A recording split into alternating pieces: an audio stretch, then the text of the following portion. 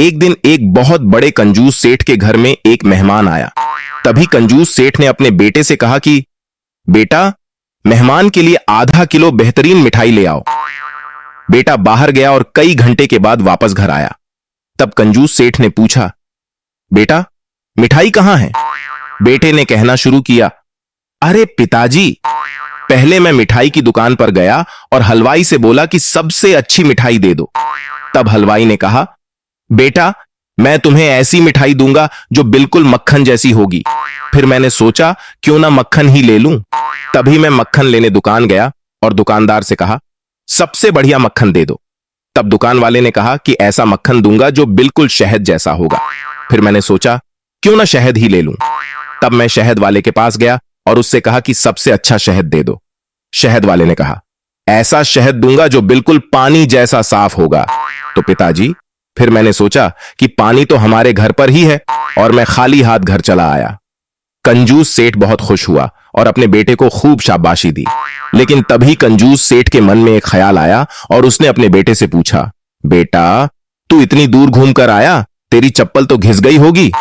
तब कंजूस का बेटा बोला, नहीं पिताजी, मैं तो घर पर आए मेहमान की चप्पल पहनकर गया था। बेटे की यह बात सुनकर कंजूस बाप की आंखों में खुशी के आंसू आ गए। उसने अपने बेटे को गले से लगा लिया और कहा, बेटा जीवन में तुम मुझसे भी कई ज्यादा कंजूस बनोगे, पैसा बचाने में तो खूब आगे बढ़ोगे। समझदार बेटा। एक बार की बात है, एक बच्चा नदी किनारे बैठकर नदी को बहुत ध्यान से देख रहा था। कुछ वक्त बाद बच्चे के पिता बच्चे के पास आए और बच्चे को देखने लगे। बच्चा अभी भी नदी को बहुत ही ध्यान से देख रहा था। बच्चे के पिता ने बच्चे से सवाल पूछा कि तुम इतने ध्यान से इस नदी को क्यों देख रहे हो? बच्चे ने कहा, पिताजी इस नदी का पानी कहाँ जाता है? पिता ये सवाल सुनकर खुश होने लगे कि मेरा बेटा पढ़ने लिखने में इतना होशियार हो गया है कि इतने अच्छे अच्छे सवाल पूछ रहा है। बच्चे ने एक बार फिर से पूछा कि इस नदी का पानी कहाँ जाता है? पिता ने जवाब दिया, इस नदी का पानी समुद्र में जाता है। ये सुनकर बच्चे ने एक और सवाल पूछा कि अगर इस नदी में हम कोई पत्थर या भारी चीज फेंकेंगे तो क्या वो भी नदी में जाएगी? पिता ये सुनकर और भी ज्यादा खुश होता है कि मेरा बेटा तो बहुत ही समझदार हो गया है। पिता जवाब देते हैं कि अभी नदी के पानी का बहाव बहुत तेज, इसलिए इसमें डाली हुई कोई भी चीज बहुत ही जल्दी समुद्र में चली जाएगी। ये सुनकर बेटा बोलता है कि तब तो हमें समुद्र में जल्दी जाना होगा। पिता पूछते हैं, क्यों? तब बेटा जवाब देता है, क्योंकि हमारे घर की, आपकी गाड़ी की चाबी और आपके वॉलेट ये सब नदी में गिर गया है, तो अब तक तो वो सारा सामान समुद्र में पहुंच गया होगा, तब तो हमें समुद्र में जाना होगा। पिता ये सुनकर जोर से चिल्लाते हुए कहते हैं, तुम बेवकूफ के बेवकूफ ही रहोगे।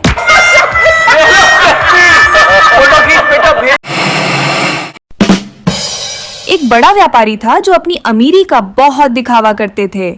बड़े व्यापारी के घर में एक नौकर काम करता था जिसका नाम राजू था। राजू बहुत ही सीधा साधा और भोले स्वभाव का था। एक दिन व्यापारी ने राजू को अपने पास बुलाया और कहा, मेरे कुछ पुराने दोस्त मुझसे मिलने आ रहे हैं, इसलिए जब भी मैं तुम्हें बुलाऊं और कहूं कि राजू पानी लेकर आओ तो तुम्हें कहना है, जी सर कौन सा पानी, गर्म पानी, ठंडा पानी या सामान्य पानी। और जब मैं कहूं चाय लेकर आओ तो तुम्हें कहना है, जी सर कौन सी चाय, ब्लैक टी, व्हाइट टी या ग्रीन टी। समझे? मतलब मैं कुछ भी लाने के लिए कहूं तो तुम्हें 2 से 3 अलग अलग विकल्प देने हैं। राजू ने कहा, ठीक है सर, आप जैसा कहेंगे मैं वैसा ही करूंगा। कुछ वक्त बाद व्यापारी के दोस्त घर आए और सब बैठकर बातें करने लगे। व्यापारी के सभी दोस्त व्यापारी के घर की तारीफ करने लगे और व्यापारी इसे देखकर काफी ज्यादा खुश था। व्यापारी के एक दोस्त ने कहा, तुम्हारे पिताजी से मिले हुए काफी वक्त हो चुका है, एक बार तुम्हारे पिताजी से मिल लेते तो थोड़ा अच्छा लगता। व्यापारी ने कहा, हाँ हाँ क्यों नहीं। फिर उसने राजू को बुलाया और कहा, राजू पिताजी को लेकर आओ। राजू ने व्यापारी के सभी दोस्तों के सामने कहा, जी सर, लेकिन मैं आपके कौन से पिताजी को लेकर आऊं? मुंबई वाले पिताजी, दिल्ली वाले पिताजी या फिर गुजरात वाले पिताजी? व्यापारी के सभी दोस्त और व्यापारी खुद हैरान रह गए।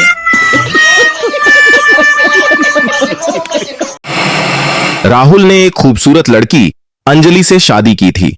अंजलि दिखने में काफी अच्छी थी और घर का सारा काम भी अच्छे से संभाल लेती थी, लेकिन सिर्फ एक ही परेशानी थी कि अंजलि पढ़ी लिखी नहीं थी। एक दिन राहुल को अपने सभी दोस्तों के साथ अंजलि को लेकर पार्टी में जाना था।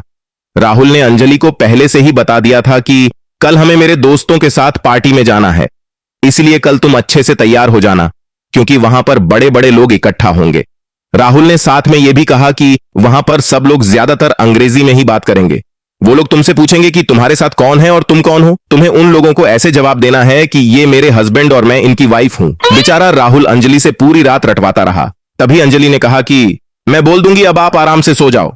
सुबह उठकर तैयार होकर दोनों पति पत्नी पार्टी में पहुंच गए। पार्टी में पहुंचते ही 4-5 महिलाओं ने उनको घेर लिया और अंजलि से पूछने लगे कि तुम कौन हो और ये आपके साथ कौन है।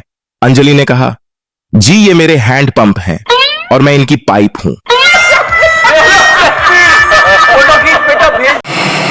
एक पति और पत्नी के बीच में आपसी नाराजगी चल रही थी। नाराजगी इतनी थी कि दोनों एक ही कमरे में रहने के बावजूद भी एक दूसरे से बात नहीं करते थे, लेकिन दोनों एक दूसरे के काम में कोई भी कमी नहीं आने देते थे।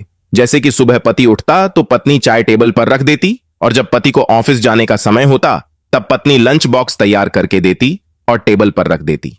पति भी ऑफिस से शाम को घर आते समय सब्जी, राशन आदि जिसकी भी जरूरत होती वह पत्नी के बिना बताए ही लेकर आता। दोनों की नाराजगी को अब काफी समय बीत चुका था।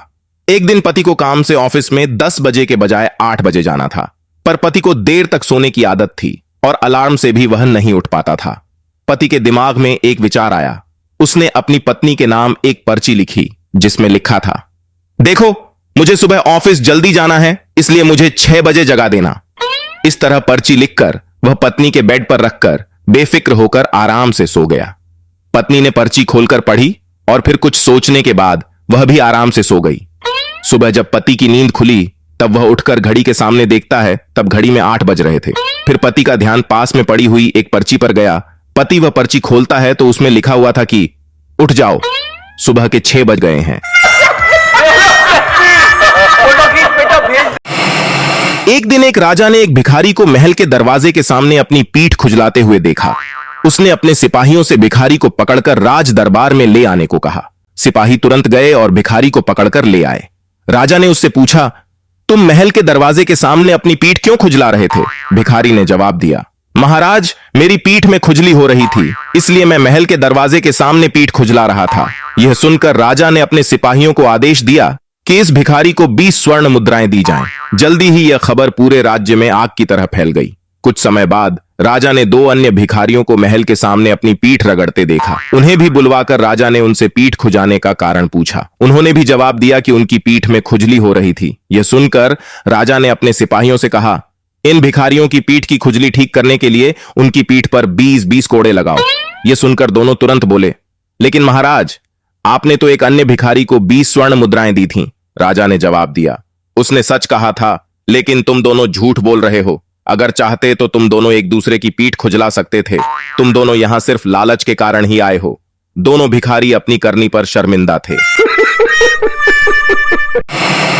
एक दिन एक व्यक्ति एक पेड़ पर चढ़ गया।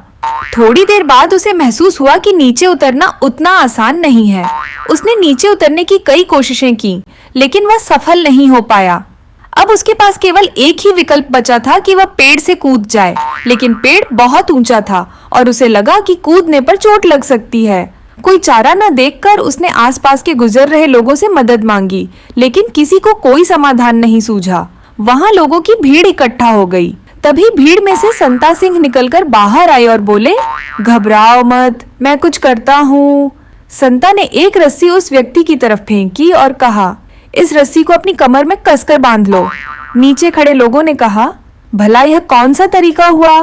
कुछ ही देर में उस व्यक्ति ने रस्सी को अपनी कमर में बांध लिया।